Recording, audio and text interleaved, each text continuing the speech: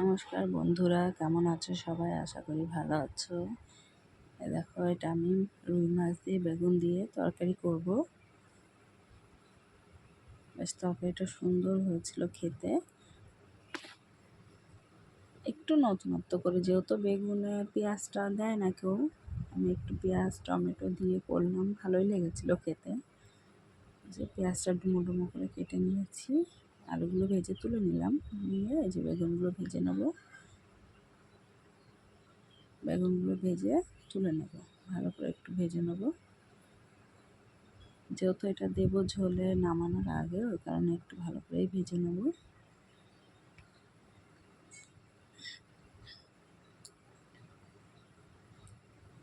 একটু সামান্য একটু নুন দিয়ে দিলে বেশ গলে যায় বেগুনটা, খেতেও ভালো লাগে। বেগুনটা ভাজা হয়ে গেছে, এবার আমি দিয়ে দেবো তেল, সর্ষের তেল দিয়ে দেবো। এবার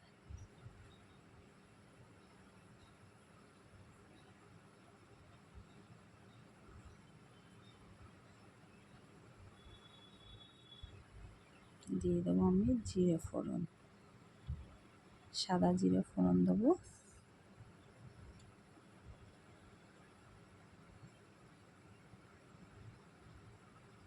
এটা আমার এডিট করতে অনেকটা টাইম লেগে গেছিলো,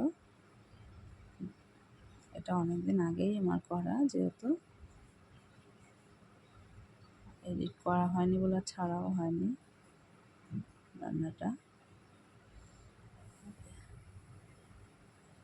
জিরে দিয়ে দেবো,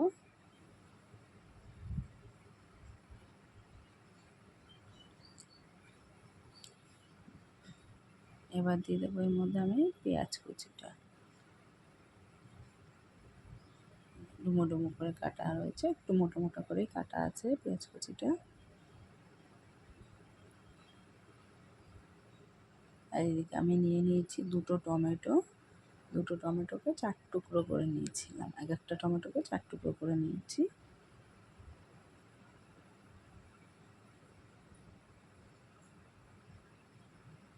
এর মধ্যে আমি একটা শুকনো লঙ্কাও দিয়ে দিয়েছি, সেটা আর দেখানো হয়নি।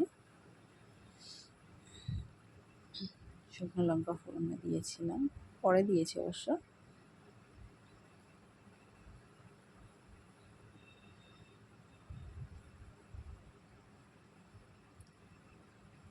এবার দিয়ে দেবো টমেটো,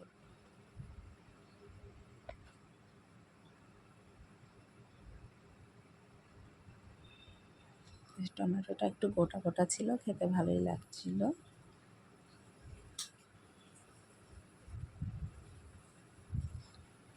নাহলে তো আমরা টমেটোটা কুচিয়েই দিই, ভাবলাম একটু এরকম করে দেওয়া যাক, কেমন লাগে খেতে দেখি। একটু নতুনত্ব ট্রাই করতে ভালোই লাগে। আদা বাটা দিয়ে দেবো, আর দিয়ে দেবো এখানে আমি কাঁচা লঙ্কা, শুকনো লঙ্কা আর জিরে বাটা।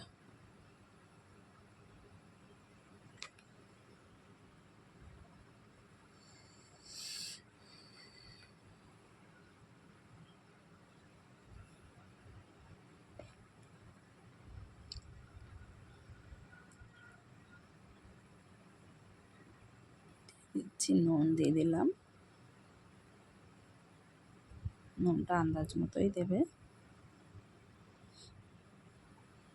এবার দেবো আমি হলুদ, আর দেবো একটু লঙ্কার গুঁড়ো কালারের জন্য।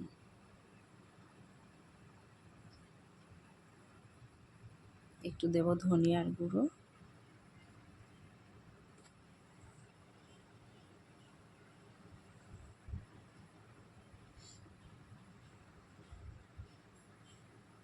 এবার মশলাটাকে ভালো করে কষিয়ে নেবো আমি।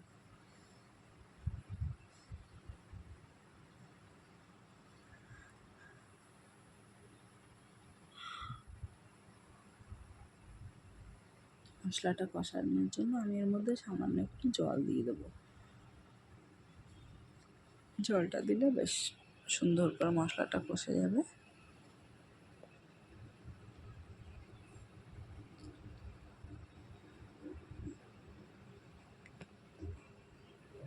মশলাটা থেকে দেখো তেল বেরিয়ে গেছে। একটু নেড়ে চেড়ে আমি এবার আলুগুলো দিয়ে দেবো ওর মধ্যে এক এক করে।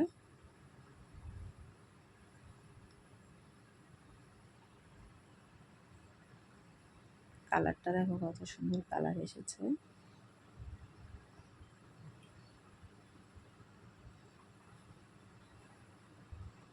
অনেকে রান্নায় যেরকম চিনি ব্যবহার করে, আমি আবার চিনিটা ব্যবহার করি না, আমার ভালো লাগে না এবং আমার ছেলেরও একদমই পছন্দ না যে কোনো রান্নায় চিনি দেওয়া।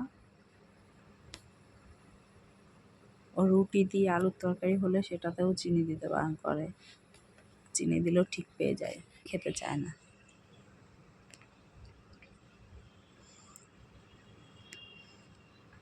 এবার আমি আলুগুলো দিয়ে দেবো।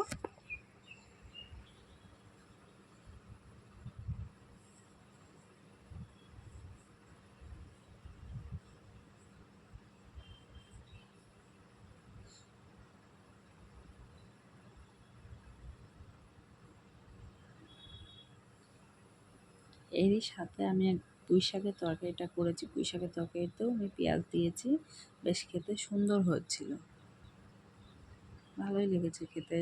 মানে এমনিতে তো ধরো আমরা পুঁই শাকটা পেঁয়াজ ছাড়াই করি, ওটা একরকম খেতে লাগে আর এটা একরকম খেতে লেগেছে। আমি ওটাও পরের ভিডিওতে ছাড়বো, পরের ব্লগে।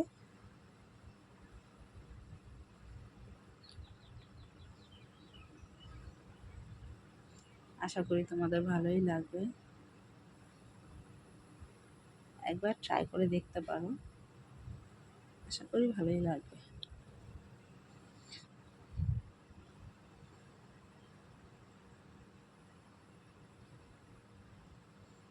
এবার দিয়ে দেবো জল।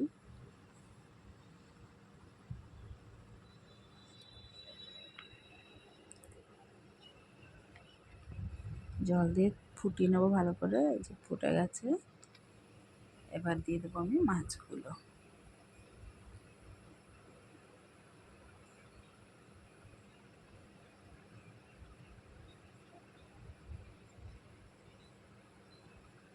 যেহেতু তোমাদের দাদা বাড়ি ছিল না, ওই কারণে ছেলে আর আমার জন্য এই 4 পিস মাছই রান্না করেছি।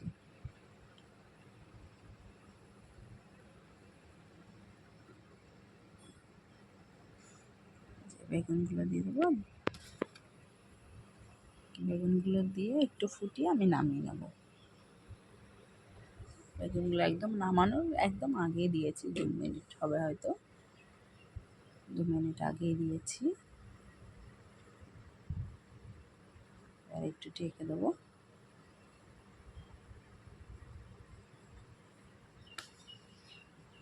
আচ্ছা, হয়ে গেছে।